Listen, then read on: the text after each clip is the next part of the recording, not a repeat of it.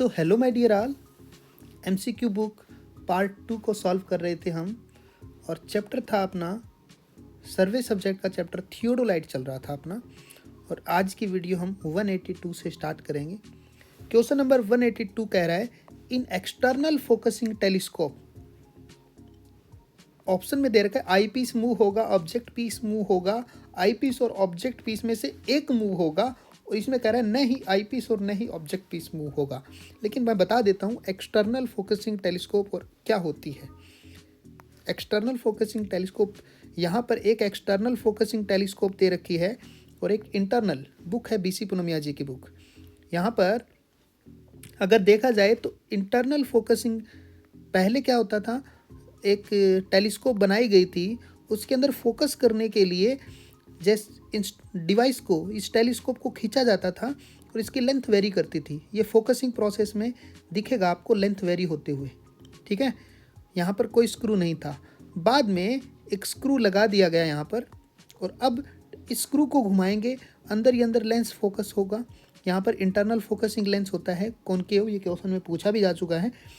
केवल ये lens slide करेगा अंदर ही अंदर, टेलीस्कोप की लेंथ कांस्टेंट रहेगी। ये है इंटरनल फोकसिंग टेलीस्कोप। अब इसमें पूछा गया क्वेश्चन इसमें है कि एक्सटर्नल में क्या होगा। एक्सटर्नल में या तो आई पीस को खींचा जाएगा या ऑब्जेक्ट पीस को खींचा जाएगा और टेलीस्कोप की लेंथ को चेंज करेंगे, तब जाके फोकसिंग होगी। तो ऑप्शन में आपका ऑप्शन रहा सी करेक्ट। 183 क्वेश्चन क्या कह रहा है, if the reduce level of benchmark का रिड्यूस लेवल दे रखा है, back side reading on benchmark दे रखी है इतना, and the fore side reading ये दे रखी है, reduce level of forward station. आपको मैं क्वेश्चन बना के बताता हूँ। यहाँ पर अपने पास बेंचमार्क दे रखा है और ये अपने पास फॉरवर्ड स्टेशन पी दे रखा है। यहाँ पर डिवाइस आपकी है और डिवाइस पर आपने स्टाफ रीडिंग इधर पड़ी है 101 बेंचमार्क पर स्टाफ रीडिंग है 1.215 और ये वाली स्टाफ रीडिंग अपने पास है 1.810। पी पॉइंट का रिड्यूस लेवल पूछा है तो RL एट पी क्या हो जाएगा। सबसे पहले बेंचमार्क से आप लाइन ऑफ साइट तक चलो, 101 प्लस 1.215 और फिर यहाँ से माइनस कर दो अपन ये वाली डिस्टेंस को, 1.810 माइनस कर दो, ये आंसर आ जाएगा। टिक कर लेना चाहिए।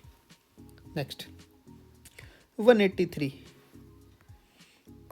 Method adopted for measurement of horizontal angle using theodolite in case when several angle of well distributed point object R be measured from same instrument station.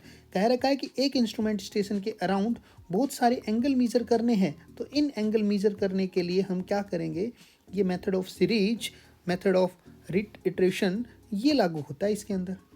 अब ये आप रेफरेंस देता हूँ 184 के लिए, यहाँ पर हॉरिजॉन्टल एंगल मेजर करने का रिइटरेशन मेथड है। आप ध्यान रखो कि इसका नाम डायरेक्शन मेथड भी है, इस मेथड का नाम मेथड ऑफ सीरीज भी है।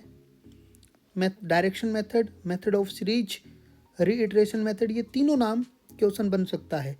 इस क्वेश्चन में पूछा है several angle measure from A point, इस पॉइंट से बहुत सारे एंगल मेजर किए जाएंगे, हो गया रीइटरेशन मेथड। ऑप्शन कौन सा टिक किया, सी।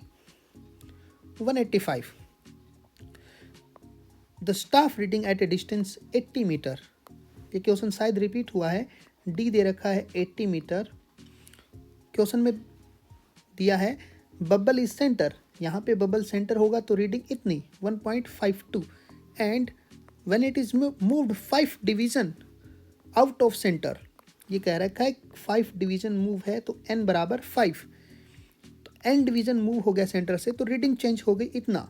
रीडिंग में जो चेंज है इन दोनों में वो आप S कहते हो, change in staff reading. 1.6 minus 1.52 कितना आया, 0.08 मीटर।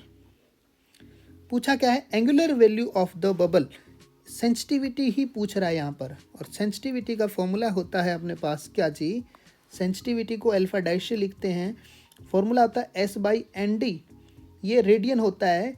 इसको सेकंड बनाने के लिए 20, 62, 65 मल्टीप्लाई कर देते हैं तो ये अपने पास बन जाएगा सेकंड। आप इसमें S रख दोगे एस आपका क्या है 0.08, एन है 5, डी है 80 मीटर और 20, 62, 65 और आपका आंसर सेकंड में आ जाएगा। आई होप ये आंसर होना चाहिए, आप चेक कर लेना। Next, the ratio of curvature correction that of the refraction. Refraction और कर्वेचर करेक्शन का रेशियो 1/7 होता है जी। ठीक है, पूछा है आपको CC/CR। ये जो CR होता है ये CC का 1/7 पार्ट होता है, ठीक है ना, CC का। तो ये अपने पास आंसर आ गया 7। Next 186 7 sorry.